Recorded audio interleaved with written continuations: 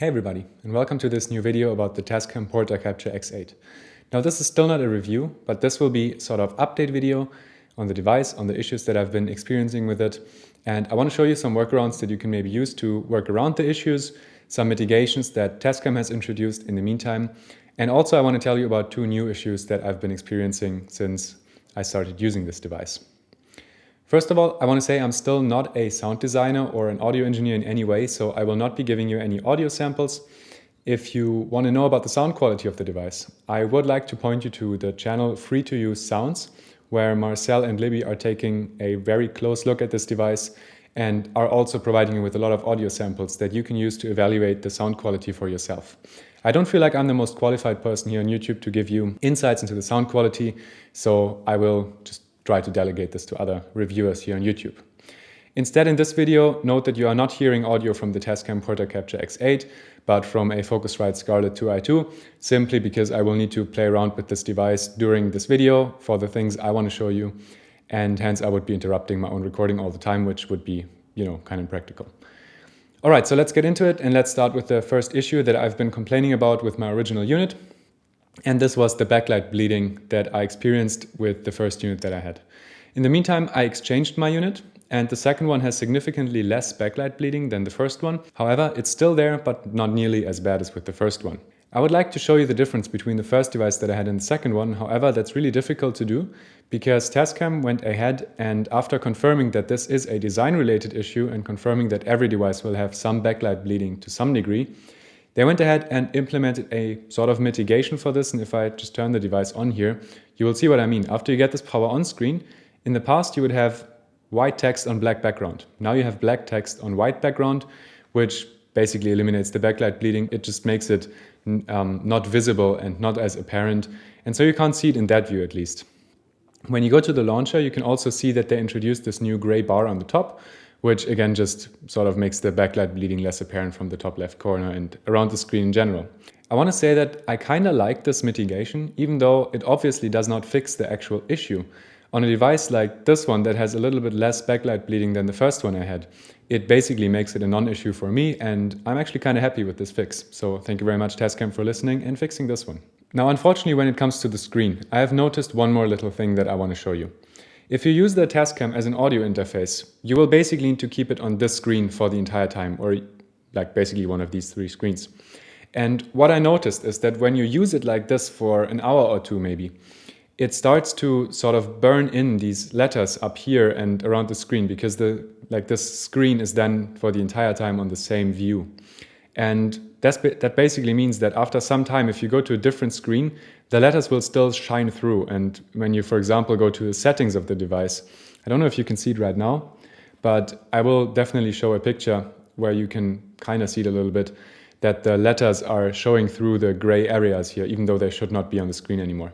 What I really want to emphasize when it comes to all the screen issues I've been experiencing with this device is that this is obviously a piece of audio equipment, and the screen is just sort of a tool to make all the adjustments you want to make.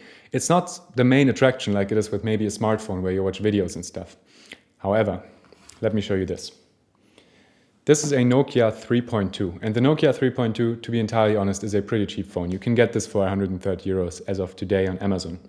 Now, if you take away all the phone components in this device, like all the cameras, all the mobile networking stuff, what's left cost-wise for the screen can't be that much.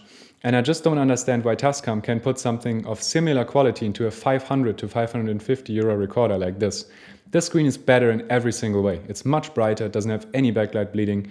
It's a lot higher resolution than this. So yeah, to me, it's just not really explainable why we don't have a screen of at least similar quality in this device.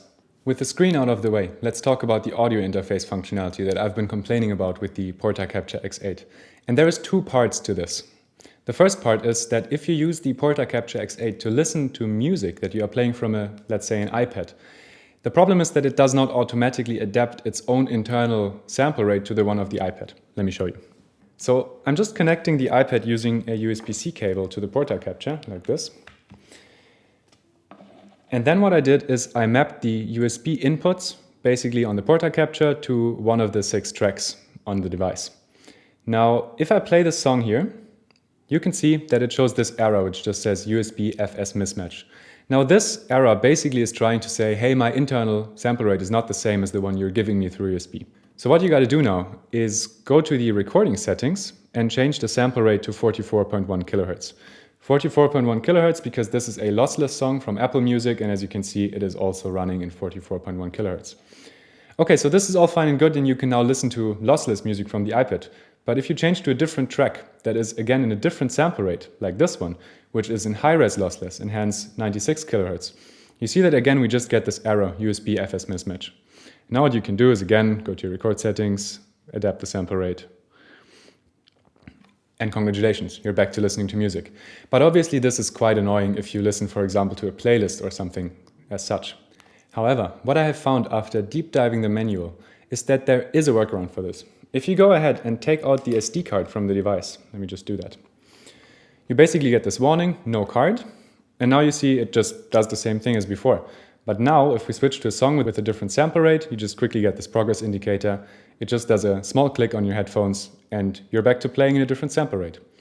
So this is, of course, something that works, and now you can use the still really, really good headphone amplifier. I really like that one.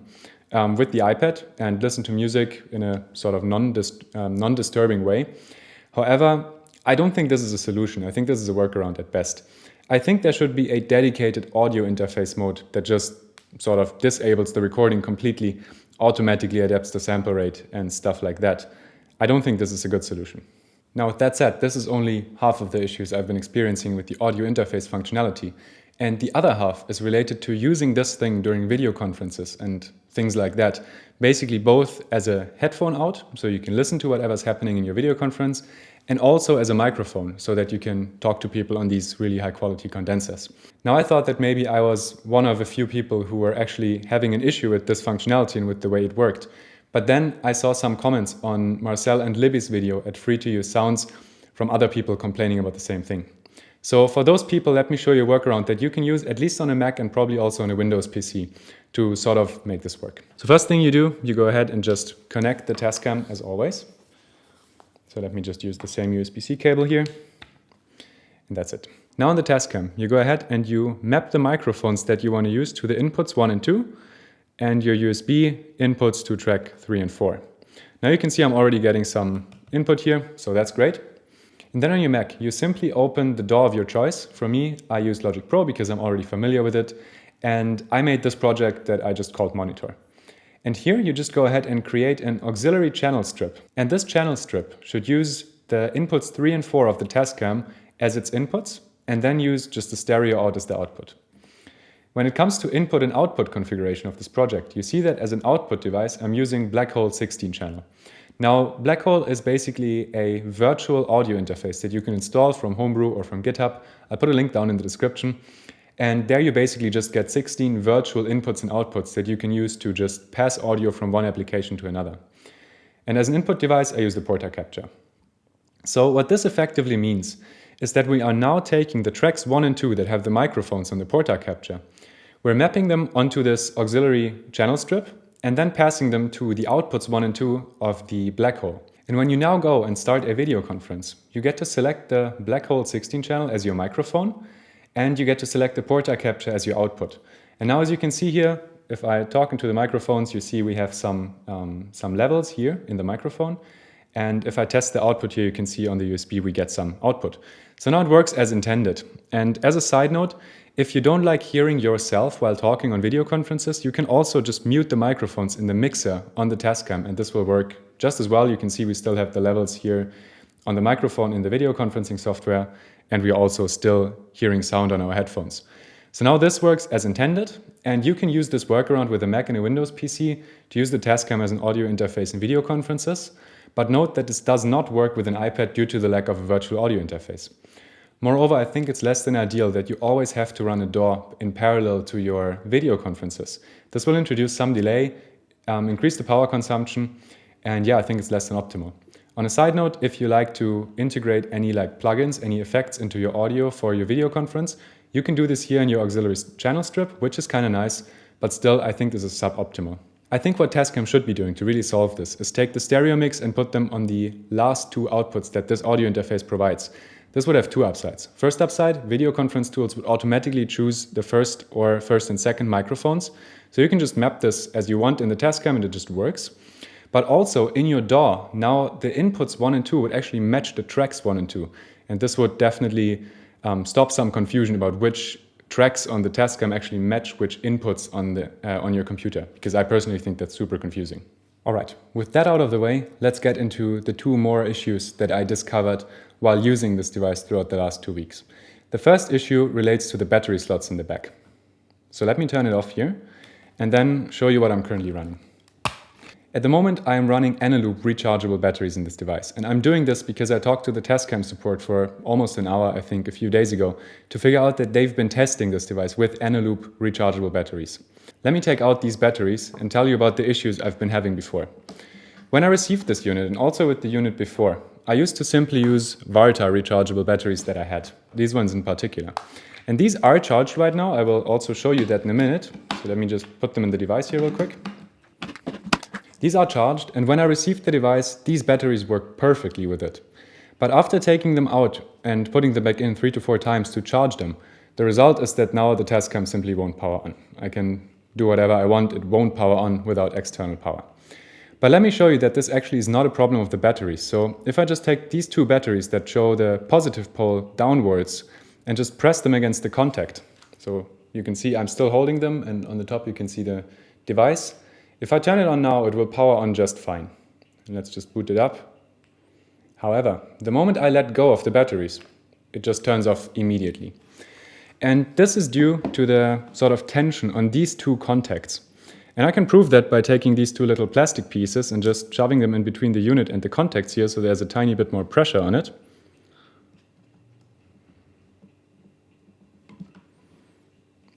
And after doing that, again, the whole thing turns on just fine. So I'm a little afraid that it seems like these contacts have worn out after just taking the batteries out and putting them back in 3 to 4 times, which I think is a little worrying. And it turns out that rechargeable batteries are slightly different when it comes to the positive pole than non-rechargeable batteries, and apparently also different than Eneloops. So if I take this battery and also take a non-rechargeable battery like this one, what you can see if you pay really close attention is that the rechargeable battery is like the body of the battery is just ever so slightly longer than the one of the non-rechargeable battery. And hence this little plastic piece inside the Tascam that keeps the battery sort of on correct distance from the contact is pushing the rechargeable battery away more than it does the non-rechargeable battery. So let me prove this to you by taking out only these two batteries that are sort of facing downwards with the positive pole. And instead, I'm going to pop in these two non-rechargeable batteries. And as a result, it turns on just fine. So the batteries are not the issue. These Varta batteries work in every device that I have. And they also have been working, as I said, for like almost a week in this device. But then one morning, it just refused to turn on with those.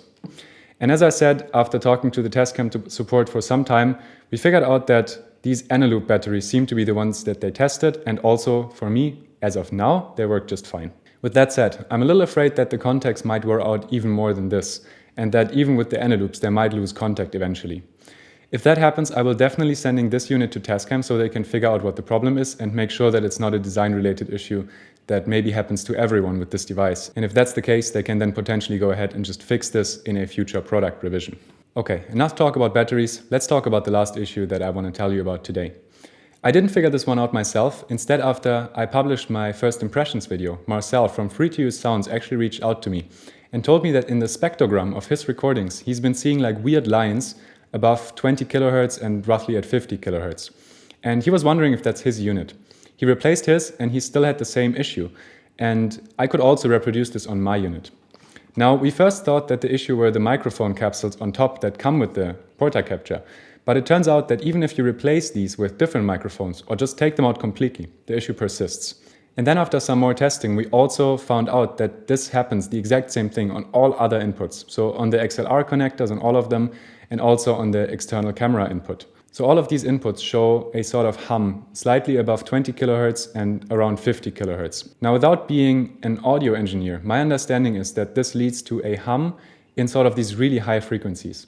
These are outside the human hearing range. So it means that if you record on this device and just play it back in normal speed and normal pitch, You should never hear anything of this. However, if you're a sound designer maybe and you want to pitch down your recordings, or if you want to slow them down maybe together with your slow motion footage and as a side effect the pitch goes down, you might experience a hum with these devices. And it seems that it's not just my unit, but we were able to reproduce this both on 2 of Marcel's units, on both of the units I had, and also other people have reached out to Marcel in the meantime and told him that they have also experiencing this issue. Tascam has also confirmed that they are aware of this issue to Marcel, and he's in close contact with them to figure out if there's anything they can do. They again said it was not part of the audible range, and so they believe that it's, I guess, not that big of an issue, but they're investigating and we'll see if there can be a software fix for that or if it's a hardware issue. It's definitely not related to the power source. I tried a lot of different batteries. I tried external power sources, so USB-C power adapters, different USB-C power adapters, different cables, all of them with the exact same result, no change whatsoever. Okay, so these are all the issues that I've been experiencing with the Portacapture X8 and all the workarounds that I have found to make it work a little bit better for me. If the issues with the batteries don't come back, I will definitely be keeping this unit because I really like the way it operates, and for my use cases the sound quality, at least to my ears, is also pretty good. On top of that, I really love the headphone preamp. So for me, I really like this device, I will keep it. I hope that this video was helpful for you to make a more educated buying decision, or if you already have one, to make it also work better for you. If you found this video helpful, I would like to ask you to hit the like button below. I would really appreciate it. And if you're interested in more videos around tech, productivity, and software engineering, then I would invite you to subscribe to my channel and stay tuned for all my future videos. Thank you so much and have a great day.